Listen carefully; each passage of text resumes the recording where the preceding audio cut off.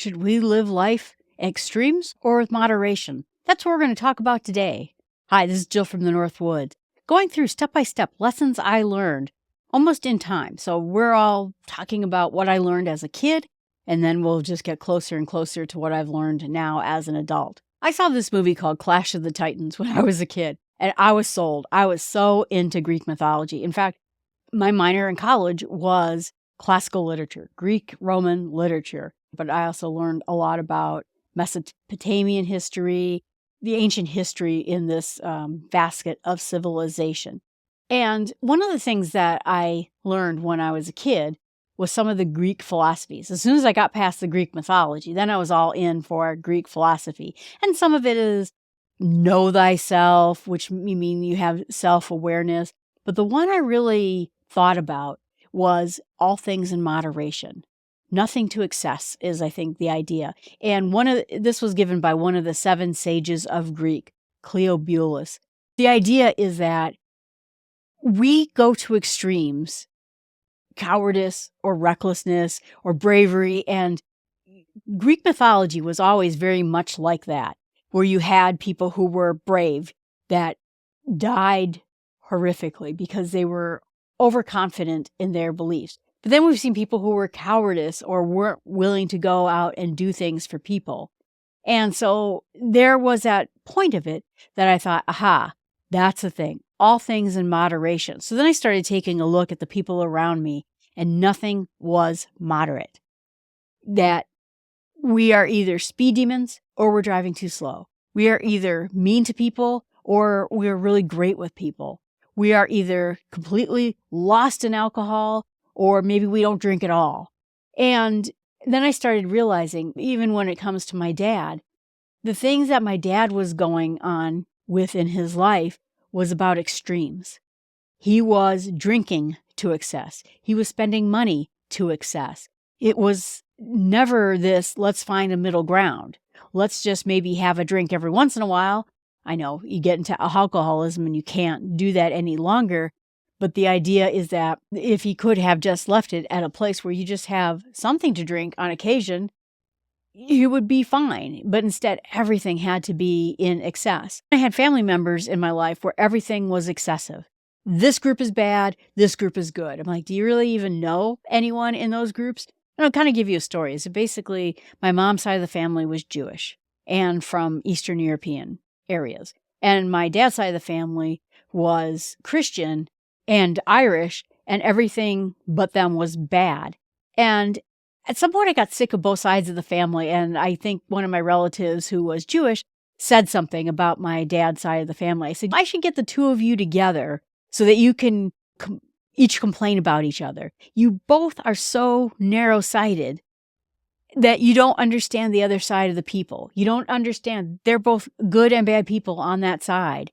And you can't see anything different. You just dislike that other group so much. Both of you dislike the group so much. And that's where it struck me. Gosh, there's so much extremes. Like I said, people who are generous to a fault or people who are stingy to a fault. People who are wasteful. People who are boastful. People who are, like I said, courageous and does stupid things. Or people who are reckless in this. And so for me, that was where I was really trying to get. Is that you should have, instead of arrogance or pride, moderation. Everything in moderation is okay. Drinking wine in moderation is okay. Spending money in moderation is okay. As long as you're doing the main things. As long as you're looking at having balance in your life. People talk about it like work-life balance, right? Work is great. Fun time at home is great. But they have to be in a balance. You have to work to earn your keep.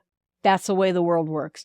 Or you also have to have some time so that you can process life, you can do other things, you can have a family, you can be there for your family, but when you work too much, you're not there for your family. And so I believe that moderation was a big part of it.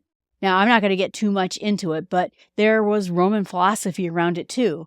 Seneca, Marcus Aurelius, all about moderation in emotions, not letting yourself get ruled by anger or grief or pleasure or anything like that. Having sort of a moderate a demeanor to them.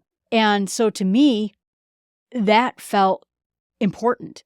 Like I said, it was all about this. As soon as I understood how the Greeks functioned and I understood Greek philosophy, I rapidly, and we'll do another podcast about this maybe soon, about Stoicism. I liked Stoicism. I was all for it. I saw people who were emotional wrecks, and part of it was that book, Your Erroneous Zones, which I talked about a few weeks ago, and part of it that people were emotionally empty. There was no emotion in them at all. And so for me, it was important to have moderation. It was important for me so that I understood the principles of being in between, never getting too upset, never getting too unupset, not being so emotional, but not being unemotional, not being completely unloving, but not being so falsely loving that that person rules my life. And so being in moderation meant a lot to me, finding that balance and working in that balance. And like I said, it was the Greeks that taught me, and then later Stoicism that came more out of the Roman philosophy. And even now, today, as a Christian, I do lean still more towards Stoicism without all the religious aspects of it. I believe that we should be well-mannered people. I believe that we should be involved with people and there for them and pray for them and help them in so many ways. But we also have to have not balance in how we treat God and balance in our faith in God, but balance how we live a moderate life. And so that lesson to me still exists today. I believe in moderation. And so I hope this helps you too. And so my challenge to you is, instead of looking at life as extremes, black and white, this way or that way, them versus us, why not take a look at finding some more middle ground with people, more middle ways when it comes to how we treat each other and how we treat ourselves. We don't want to be indulgent towards ourselves, and we don't want to be indulgent toward other people. Why not find a middle place? So think of one place where maybe you've been a little bit too extreme on something and seeing if you can't find a more middle path. I know to me, it is helping me quite a bit. It was something I tried to get with food because I extremely ate bad food and I extremely did not exercise. And so now I'm trying to find that balance. How can I enjoy food without over-enjoying food? How can I enjoy exercising with neither not exercising or going too much into an extreme with exercise? I've seen people who are so much into exercise, they've injured themselves. So finding that in-between balance has really helped me. Everyone, thanks so much. I appreciate you watching this video. Please send a comment, subscribe, tell a friend about this. And if there's a topic that you would like me to talk about, I'd be happy to do it. Right now, like I said, we're sort of going through a series of lessons I learned in my life.